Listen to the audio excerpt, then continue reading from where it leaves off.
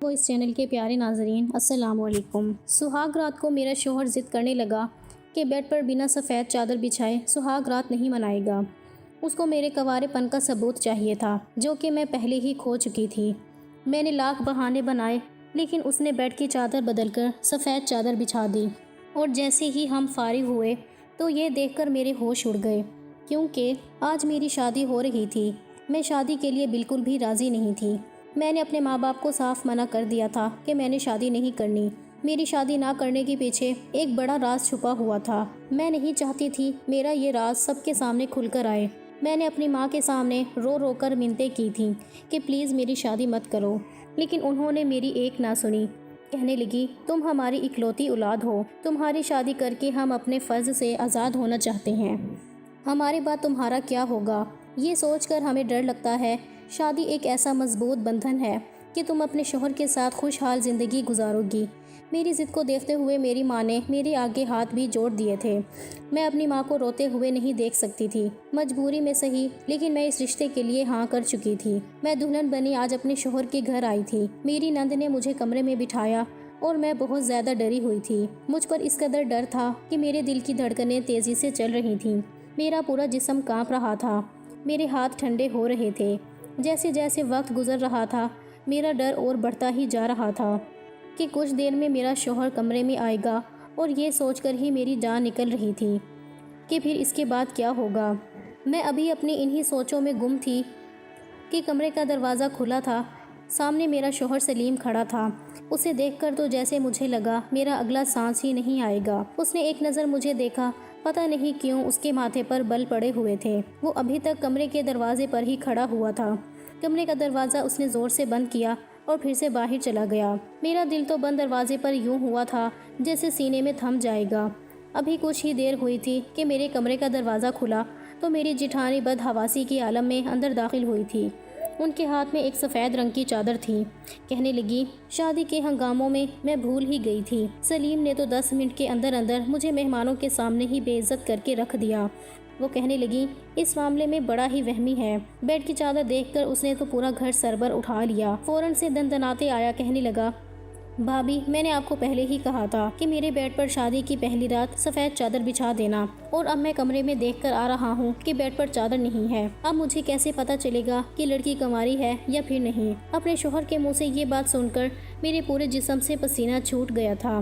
میری جٹھانی کمرے سے جا چکی تھی لیکن میرا دل تو جیسے دھڑکنا بھول گیا تھا۔ میں بار بار اپنے ہاتھوں کی انگلیاں چٹکا رہی تھی، سمجھ نہیں پا رہی تھی کہ کیا کروں اور کیا نہ کروں۔ کچھ دیر بعد کمرے کا دروازہ کھلا تھا اور سلیم کمرے میں داخل ہوا تھا۔ میں سنبھل کر بیٹھ گئی۔ اس بار اس کے چہرے کے تنے ہوئے بھاؤ تھوڑے نارمل تھے۔ وہ میرے پاس آ کر بیٹھا۔ میں ڈر کے مارے کانپنے لگی تھی۔ اس نے میرا چہرہ ٹھوری سے پکڑ کر اوپر کیا۔ میری نظریں خود بخود جھک گئی تھیں۔ کچھ دیر تک وہ میرے چہرے کو بڑی محبت سے دیکھتا رہا، پھر کہنے لگا تم تو بہت خوبصورت ہو۔ جتنی تمہاری خوبصورتی کی باتیں میں نے اپنی بھابھی سے سنی تھیں وہ سبھی تمہارے سامنے کم ہیں۔ بھابھی نے تمہاری خوبصورتی کی بہت تعریفیں کی تھیں، لیکن تمہیں دیکھ کر لگ رہا ہے جتنی بھی تعریفیں کی ہیں وہ کم تھیں۔ تم تو ان تعریفوں سے کئی زیادہ گنا خوبصورت ہو۔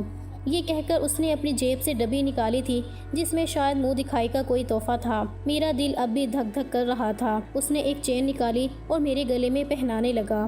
چین کو پہناتے ہوئے سلیم کی انگلیاں میری گردن پر شرارت کرنے لگیں تو میری جان پر بن آئی تھی۔ اس کی آنکھوں کی بے چینیاں بڑھنے لگی تھیں۔ اس کی آنکھوں میں چھانے والا خمار میری جان نکال رہا تھا۔ آہستہ آہستہ وہ میرے قریب ہونے لگا تھا لیکن میں ایک دم سے پیچھے ہوئی۔ میری اس حرکت پر وہ مسکرانے لگا، کہنے لگا رابعہ شادی ہوئی ہے ہم دونوں کی، میاں بیوی کا رشتہ ایسا ہی ہوتا ہے۔ یہ کہتے ہوئے سلیم نے میرا ہاتھ پکڑ لیا جو کہ بالکل ٹھنڈا ہو رہا تھا۔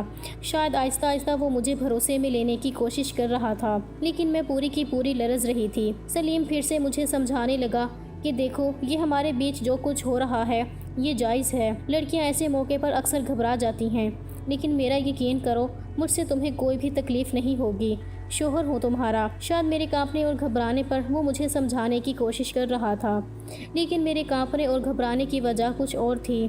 میں اپنے گھر سے رخصت ہونے سے پہلے نیند کی 4 گولیاں کھا کر آئی تھی۔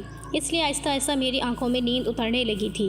دیکھتے ہی دیکھتے میں نیند کے گہری وادیوں میں اترتی چلی گئی تھی۔ بس مجھے یہ یاد تھا کہ سلیم مجھے ہلا جلا رہا تھا، کہہ رہا تھا رابعہ تمہیں کیا ہوا ہے۔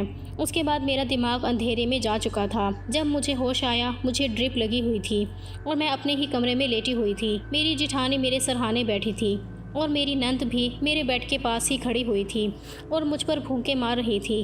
سلیم کمرے میں چہل قدمی کر رہا تھا۔ یہ سب دیکھ کر میں نے اٹھ کر بیٹھنے کی کوشش کی تو میری جیٹھانی کہنے لگی لیٹی رہو۔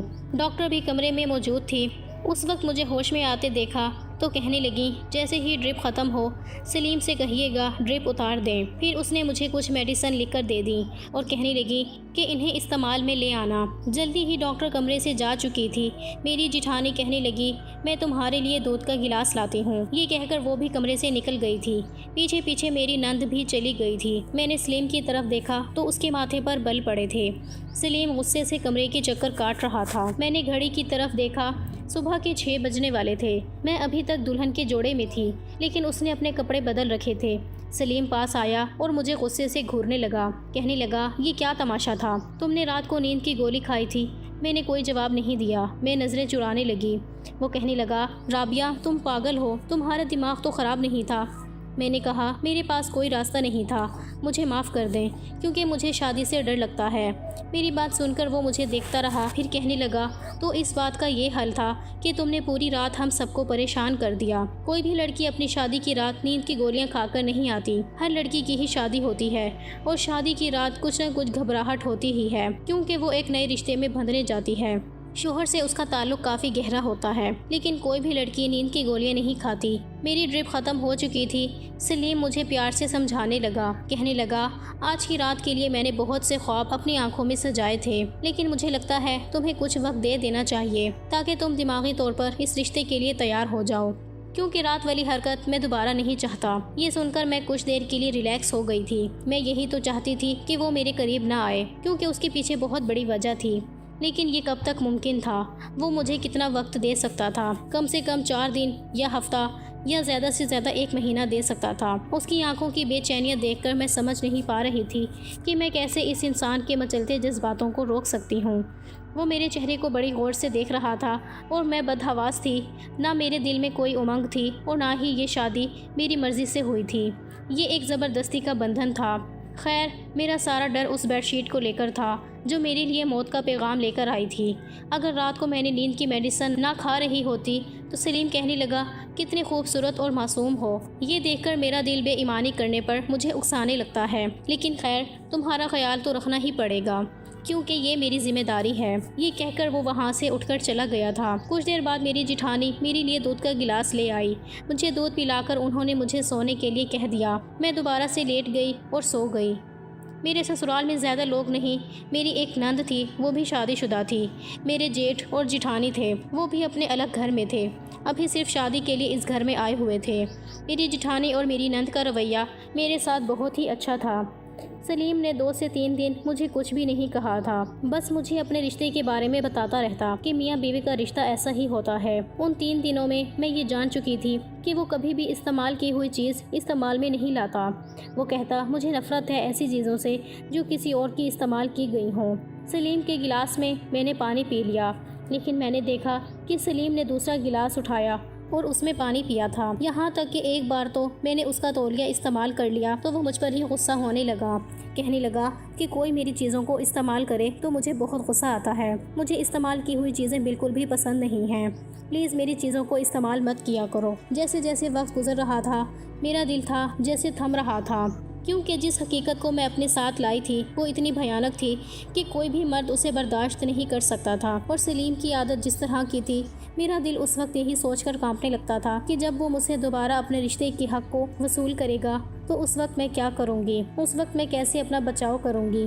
یہی سوچ کر میرا دل دہلنے لگتا تھا۔ میری شادی کو 10 دن گزرے تو میں نے گھر کا کام بھی کرنا شروع کر دیا تھا، کھانا بھی بنانے لگی۔ اب تو میری جیٹھانی بھی اپنے گھر جا چکی تھی۔ شام کو جب سلیم اپنے آفس سے واپس آیا تو کھانے کے بیچ مجھے ہی دیکھ رہا تھا۔ کھانے کے بعد میں کچن میں جا کر برتن دھونے لگی، وہ میرے پیچھے ہی آ گیا، کہنے لگا بہت ظالم ہو، اتنے دن گزر گئے ہیں ہماری شادی کو لیکن تمہیں میرا بالکل بھی خیال نہیں ہے۔ وہ میرے پاس آ گیا اور میرے ہاتھ میں پکڑے برتن اس نے سنک میں رکھ دیے اور کہا چھوڑو یہ سب اور میرے ساتھ کمرے میں چلو۔ وہ میرا ہاتھ تھامے مجھے کمرے تک لے جانے لگا۔ کمرے کا دروازہ بند کر کے اس نے کنڈی لگا دی اور میں یوں تھی جیسے تھر تھر کانپنے لگی تھی۔ میری دھڑکن ہی بری طرح سے چل رہی تھی۔ مجھے گھٹن کا احساس ہو رہا تھا۔ میری حالت آہستہ آہستہ خراب ہونے لگی تھی۔ میرے ڈر کو دیکھ کر اس نے مجھے بیڈ پر بٹھایا اور کہنے لگا آخر تمہیں مسئلہ کیا ہے؟ کوئی بھی لڑکی ایسا نہیں کرتی جیسا تم کر رہی ہو۔ ویسے تو تم ٹھیک ٹھاک رہتی ہو، بھابھی کے سامنے بھی اچھی بھلی باتیں کرتی تھی، گھر کے کام بھی کر رہی ہو، سب کچھ کر رہی ہو، لیکن جب بھی میں تمہارے قریب آنے کی کوشش کرتا ہوں تم بری طرح سے کانپنے لگتی ہو۔ ایسا کب تک چل سکتا ہے؟ میں نے کہا مجھے ڈر لگتا ہے۔ کہنے لگا میں کس لیے ہوں، تمہارا سارا ڈر ختم کر دوں گا، تمہیں ذرا بھی تکلیف نہیں ہونے دوں گا۔ یہ کہہ کر اس نے میرے چہرے پر آئی لٹ اپنی انگلیوں سے پیچھے کی تھی، پھر آہستہ آہستہ اپنے ہاتھوں سے میرے چہرے کو چھونے لگا۔ اس بار اس نے میرا ہاتھ پیچھے کرنا چاہا اور اپنے دوسرے ہاتھ میں لے کر روکا تھا۔ کہنے لگا آج نہیں، آج تو مجھے نہیں روکو گی، آج اگر مجھے زبردستی بھی کرنی پڑی تو میں اس سے بھی پیچھے نہیں ہٹوں گا۔ بہت تڑپا لیا تم نے مجھے، تمہارے ڈر کو میں اپنی محبت سے دور کر دوں گا۔ یہ کہہ کر اس نے میرے بال کھول دیے اور میری حالت یہ تھی کہ میں نے اپنے آنسو بڑی مشکل سے روکے ہوئے تھے۔ اس سے پہلے کہ وہ میرے قریب آتا میں نے اپنا ہاتھ اس کے سینے پر رکھ کر اسے روکا تھا۔ میں نے کہا سلیم پلیز مجھے تھوڑا سا وقت اور دے دیں۔ کہنے لگا نہیں بالکل بھی نہیں۔ اس کی شرافتیں آہستہ آہستہ بڑھتی چلی جا رہی تھیں۔ اس کی گرم گرم سانسیں میری گردن پر پڑنے لگی تھیں اور ایک دم ہی میں نے اسے خود سے پیچھے کیا تھا۔ میں نے کہا سلیم مجھے گھٹن ہو رہی ہے، ایسا لگتا ہے مجھے کچھ ہو جائے گا۔ میری بات سن کر کہنے لگا اچھا کیا ہو جائے گا؟ تم بے ہوش ہو جاؤ گی، ٹھیک ہے ہو جاؤ بے ہوش، لیکن ہوش میں آنے کے بعد بھی میں تمہارے ساتھ وہ سب کچھ کروں گا جس کا حق رکھتا ہوں۔ میں رونے لگی، یہ سب اس سے دور کرنے لگی۔ میری حالت اور بھی زیادہ بگڑنے لگی تھی، لیکن وہ مجھے چھوڑنے کو تیار نہیں تھا اور وہ میرے بے حد قریب ہو چکا تھا، مجھے اپنی باہوں میں سمیٹ چکا تھا۔ میں اب کچھ بھی نہیں کر سکتی تھی۔ میں نے خود کو اس کے حوالے کر دیا، لیکن ایک دم ہی جیسے ہی سب کچھ یاد آیا وہ فوراً سے مجھ سے پیچھے ہٹنے لگا۔ وہ سفید چادر تو بچھانا ہی بھول گیا۔ یہی چادر میرے لیے موت کا اشارہ تھی۔ اس سے پہلے کہ وہ میرے پاس سے جاتا میں نے اس کا ہاتھ پکڑ لیا۔ میں نے کہا پلیز مجھے چھوڑ کر مت جاؤ، مجھے ڈر لگتا ہے۔ میری بات پر وہ حیرت سے مجھے دیکھنے لگا۔ کہنے لگا کیا چیز ہو، تمہیں میرے پاس آنے سے بھی ڈر لگتا ہے، میری دور جانے سے بھی ڈر لگتا ہے؟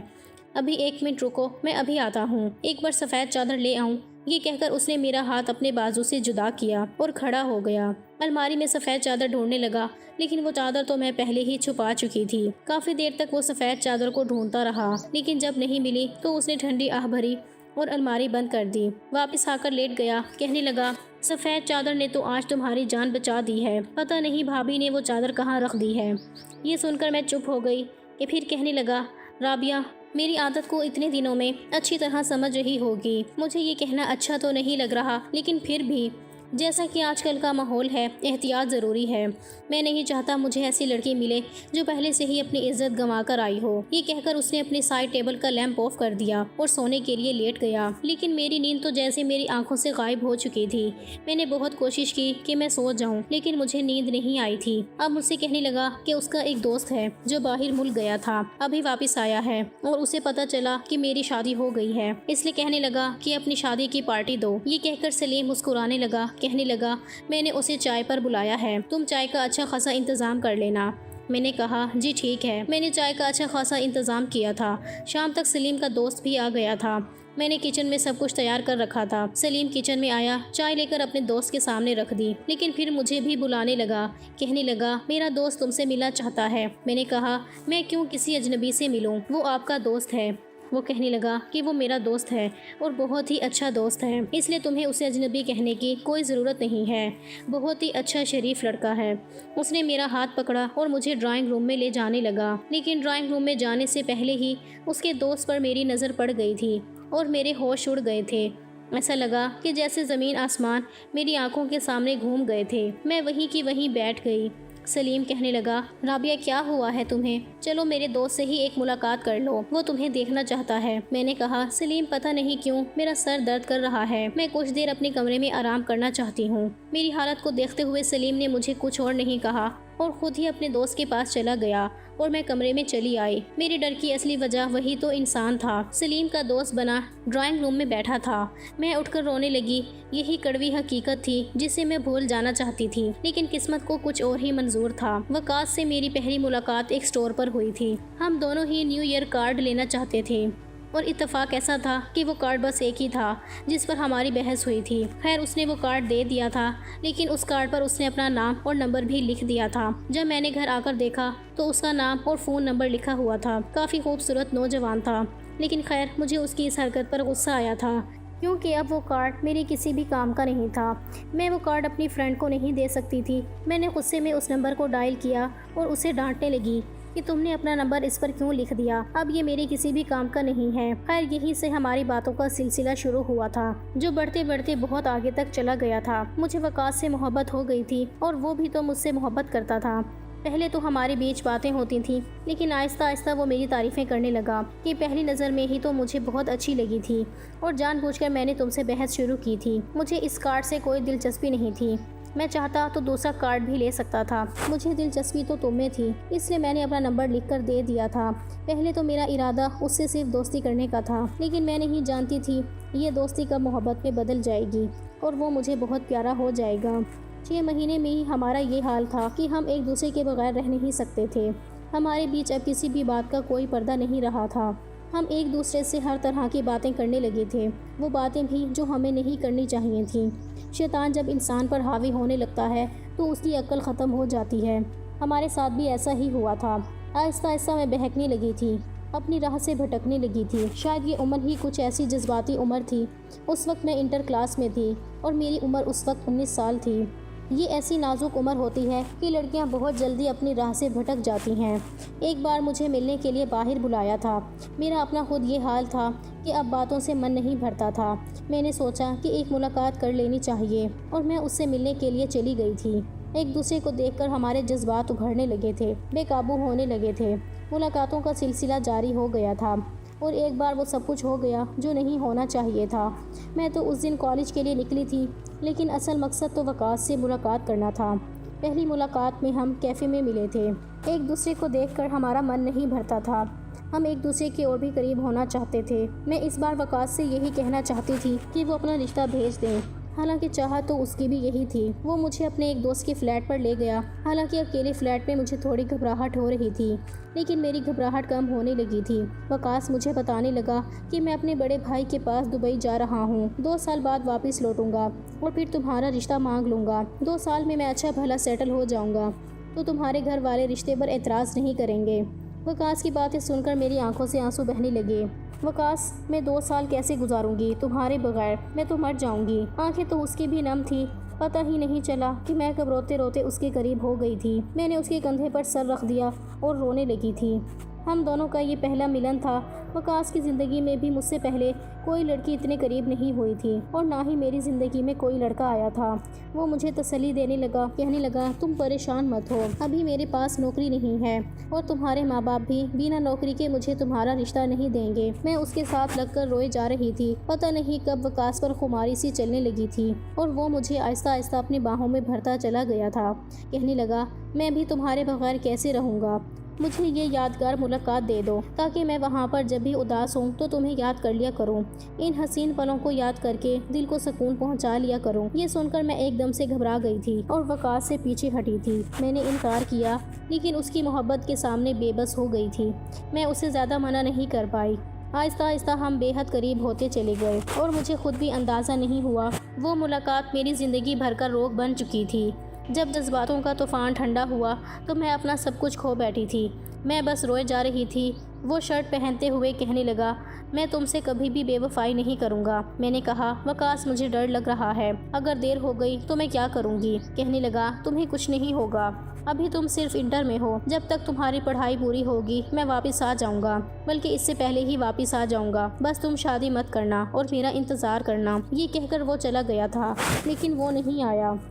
پہلے تو وہ مجھ سے باتیں کرتا تھا، لیکن پھر اس کی کال آنا بند ہو گئی، اس کا فون بھی بند جانے لگا۔ بہت کانٹیکٹ کرنے کی کوشش کی، لیکن اس سے کوئی بھی بات نہیں ہو پا رہی تھی۔ 4 سال تک میں نے اس کا انتظار کیا تھا، لیکن وہ نہیں آیا۔ میں 23 سال کی ہو چکی تھی اور میرے رشتے آنے لگے تھے۔ میں اپنے ماں باپ کو کبھی کوئی بہانہ کر دیتی اور کبھی کوئی بہانہ کر دیتی، لیکن سلیم کے رشتے میں ایسی کوئی کمی نہیں تھی کہ میں انکار کر سکتی۔ وہ خوبصورت تھا، ہینڈسم لڑکا تھا، اس میں کوئی بھی کمی نہیں تھی، پھر میں کیسے انکار کرتی؟ میرے ماں باپ نے میری اس سے شادی کر دی اور میں اس کی بیوی بن کر اس کے گھر آ گئی، لیکن جیسے ہی شادی کی پہلی رات سفید چادر بچھائی گئی، میں عجیب گھبراہٹ میں گر گئی تھی، کیونکہ وہ جان جاتا کہ میں پاک نہیں ہوں۔ اور اب تو وقاص سامنے آ کر کھڑا ہو گیا تھا۔ وہ کیوں آیا تھا؟ جب 4 سال میں نہیں آیا تو اب کیوں میری زندگی برباد کرنے آ گیا تھا؟ میں تو پہلے سے ہی بڑی مشکل میں اپنی زندگی گزار رہی تھی۔ میرا شوہر مجھے بنا سفید چادر کے اپنانے کے تیار نہیں تھا۔ اسے میری پاک دامنی کا ثبوت چاہیے تھا جو میں کھو چکی تھی۔ شام سی رات ہو گئی تھی۔ سلیم کمرے میں آیا تو مجھے روتا دیکھ کر پوچھنے لگا۔ میں نے کہا میرے سر میں بہت درد ہے۔